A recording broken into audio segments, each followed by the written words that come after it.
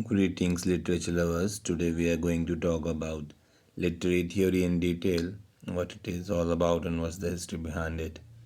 And literary criticism as systematic study. It is clear that criticism cannot be a systematic study unless there is a quality in literature which enables it to be so.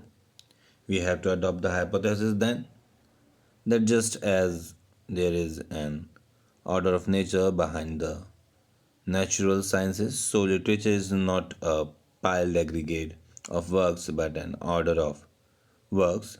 That's what Northrop Fryer in Anatomy of Criticism 1957 said. Now, talking about the books by Wessels and David Neil Miller, that's naming 20th century literary theory and introductory anthology. Next comes David Lodge's 20th century literary criticism. It's written 1972. My personal favorite, Terry Ingleton's Literary Theory and Introduction. So you can get the base out of it, 1983. And another, my personal recommendation, comes Sheldon and Peter Wittoson's and Peter Booker's A Reader's Guide to Contemporary Literary Theory, 1985. So all these are quite relevant and effective. Now talking about the theory.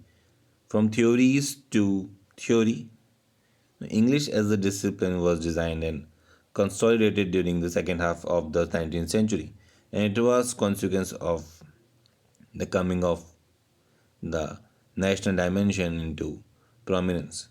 Canon construction and canon as a national narrative, historical, biographical, moral, rhetorical considerations were blended as an academic discipline. It is started to develop in a way to meet scientific criteria.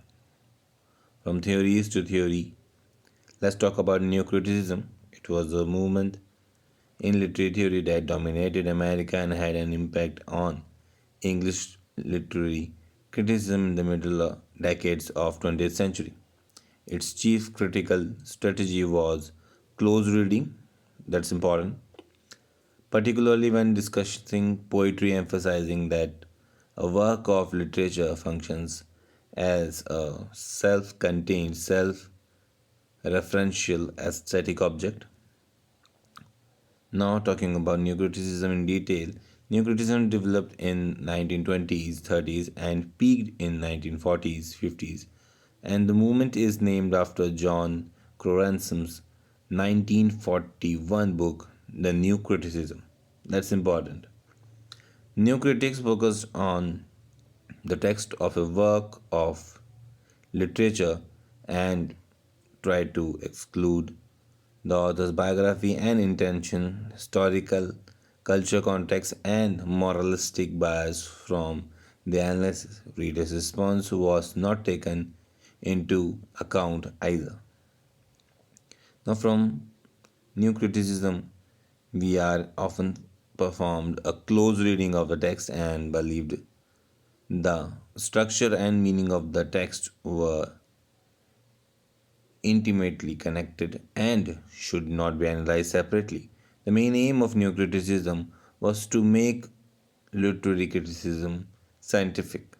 In fact, in 1954, William K. Wimsett and Monroe Beardsley published a classic and controversial new critical essay entitled The Intentional Fallacy, in which they argued strongly against the relevance of author's intention or intended meaning in the analysis of literary work from Wimsett and Bradley. That's all for today. Thanks.